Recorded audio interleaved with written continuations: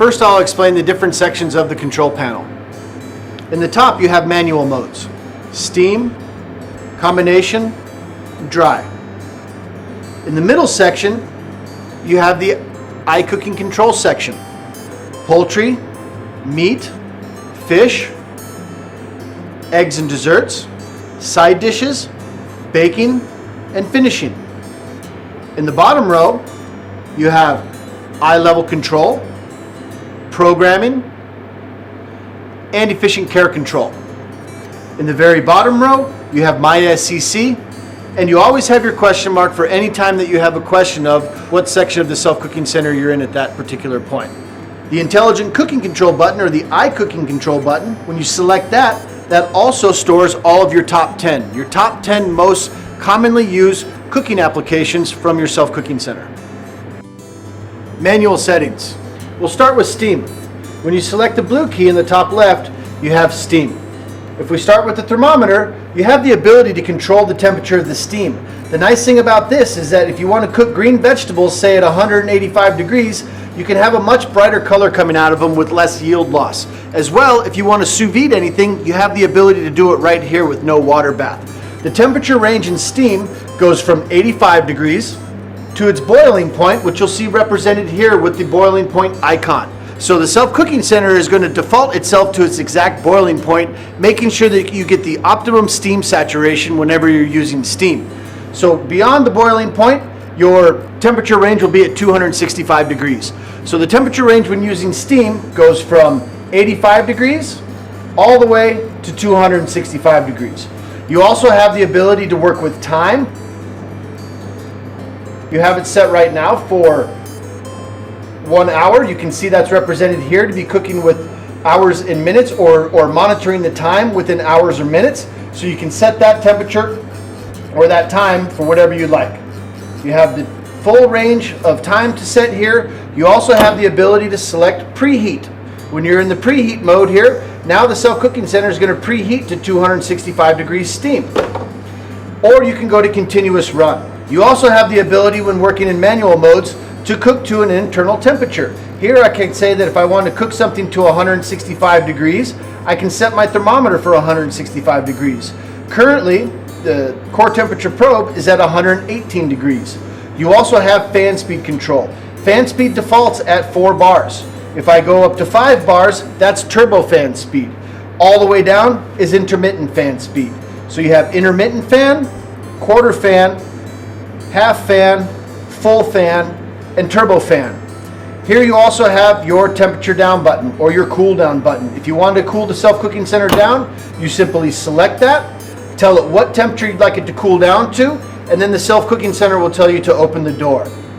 At any time when you're working with the self-cooking center, if you have a question about questions about the control panel or any of its operation, you also have your question mark here. You can select the question mark, and you can see that it's going to take you right to your manual mode setting in the operator's manual. Going back, so from steam we can go over to dry mode. In dry, we have many settings here as well. You can see that we have a temperature range working in dry mode from 85 degrees to 575 degrees. That's quite a range of temperature. But what do we achieve when we have such a wide range of temperature? We can do things like dehydrating or proofing. You have the ability to slow cook something, to bake, or even to grill and fry items. Here you have the ability also to set your time for whatever you'd like. So if you'd like to set something to roast or bake for an hour and a half, you can simply set that for an hour and 30 minutes and set your temperature for whatever desired temperature you would like. If that's 350 degrees, then you set it for that. We also have another feature when we're working in dry mode, is that we actually have climate control.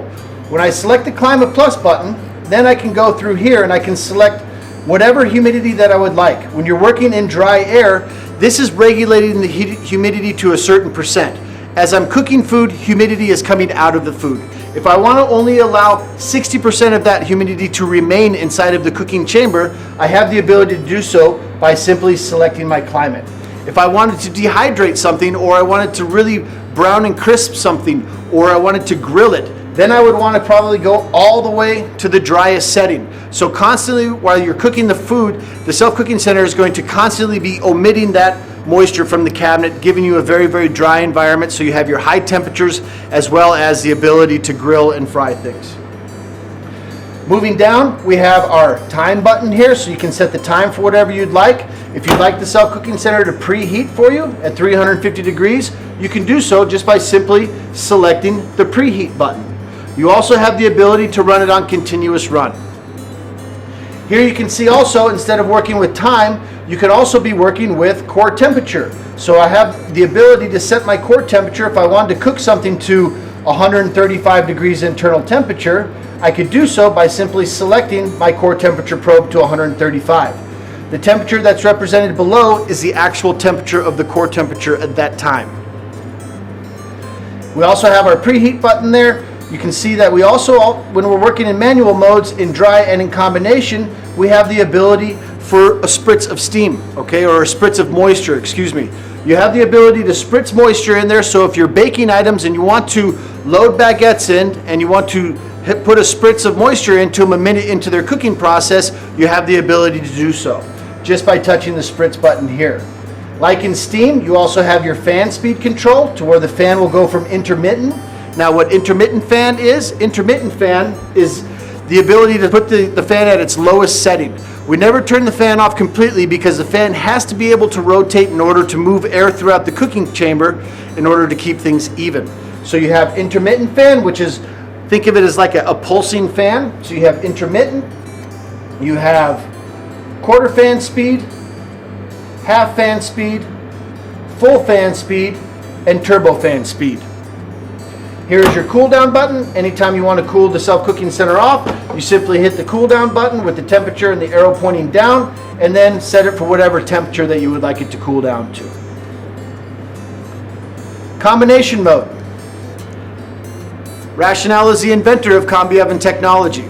Here we have the ability of taking a commercial steamer and a commercial convection oven and combining them into one. When we combine these two cooking mediums, you create the most food-friendly environment as well as some of the fastest cooking times you can find in our class of equipment. Instead of air just blowing around your products when you're in combination mode, steam is going to grab that dry air and it's going to help transfer it to your food, speeding up your cook times. Also, when you're cooking in combination mode, you have the ability to have much higher yields coming out, because instead of moisture just releasing and escaping through proteins and meats and whatever you're cooking, the moisture is going to help trap that moisture back into the meats, making sure that you get the highest yield possible when working with this class of equipment. When you're working in combination mode, you have the ability to control the climate to the percent. So if you want to start working with a very high humidity level and then towards the end of the cooking process, dry that cabinet out so that you can brown and crisp things, you have the ability to do that at a push of a button. You don't have to open the door to evacuate steam. You can do that simply by changing the climate inside of the cooking cabinet. The temperature range when working in combination mode goes from anywhere from 85 degrees to 575 degrees.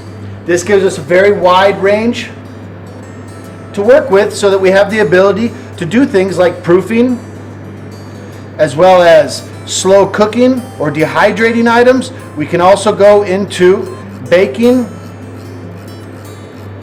and roasting through grilling and frying. Here we have the ability, again, just like in steam and convection oven mode, to where you can be working with either time, so you can set that time for 40 minutes if you like, or whatever, or you can be working with internal temperature. So when I select for internal temperature, now I have the ability to control the temperature and say that I want to cook something exactly to 165 degrees. I can set that internal temperature and do so. Here you have the set point of 165, and then you can see the actual temperature of the core temperature probe right now is 99 degrees. Let's talk a little bit about manual programming. For manual programming, you would simply go to the programming mode. And from programming, you can now go to a new program. Once you select new program, program name is asked to be entered. So we're just going to do a basic program for meatloaf, just for example. So I'm going to now go to my alphabet here and we'll write meatloaf. Once you have the name set for what you're looking for, then you hit the check mark to confirm it. So now the self-cooking center goes back to its home screen. It's asking you, what sort of setting would you like to use here? We're going to do a manual setting. So I'm going to go to combination mode to start. I select combination.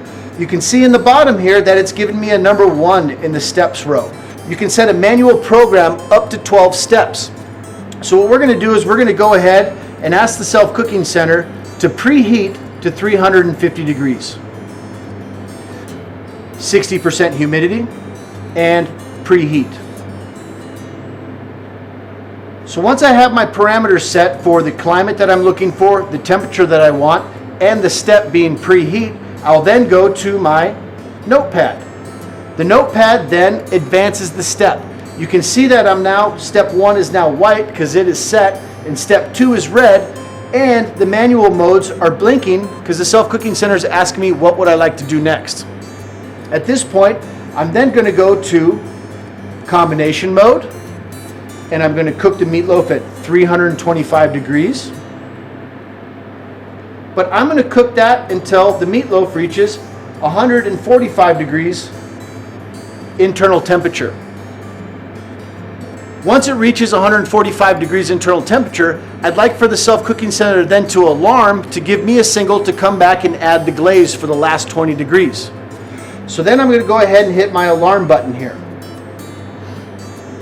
For the next step, I'm simply going to advance it by hitting my notepad here.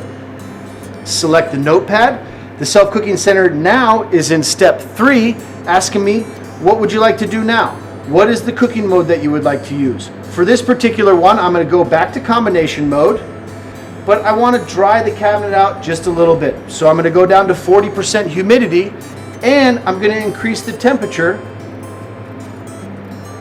up to 355 degrees. And I want the self-cooking center to cook it in this step until the meatloaf reaches 165 degrees internal temperature. Now I'm going to go ahead and select my notepad again. The self-cooking center is asking me if I'd like to add another step. At this point, I want to just end the program. So you can see that the notepad has the word end on there, and I'm going to go ahead and select that. Now you can see that I have meatloaf programmed into the self-cooking center. It's now time to clean our self-cooking center.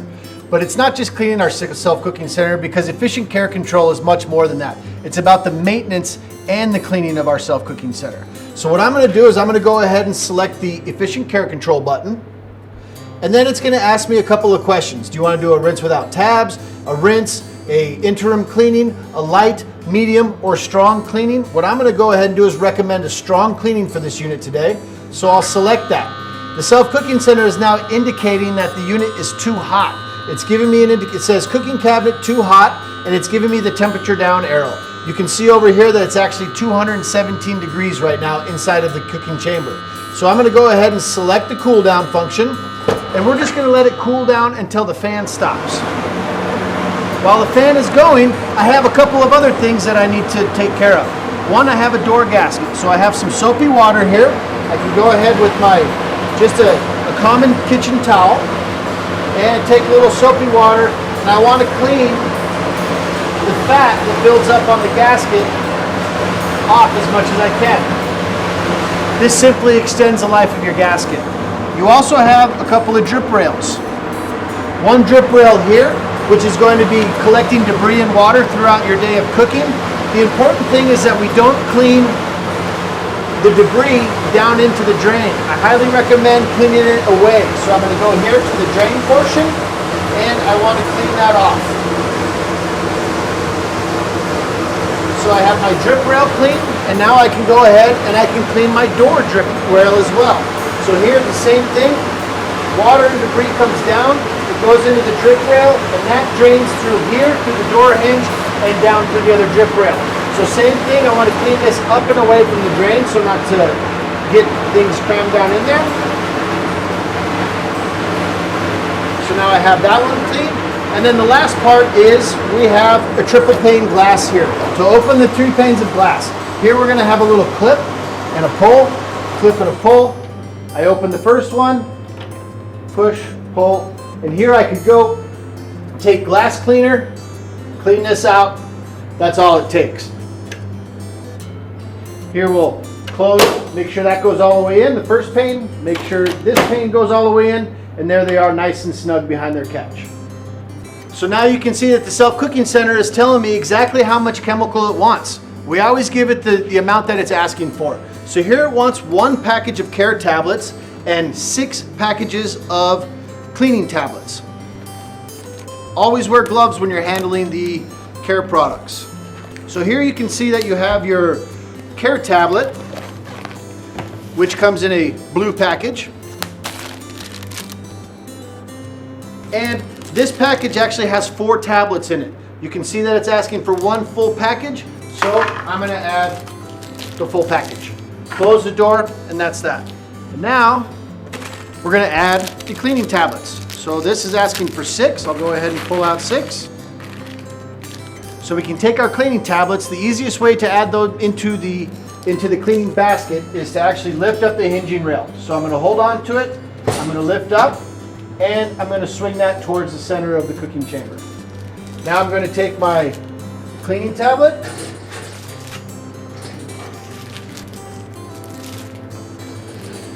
and now I need to place the hinging rail back on its hooks.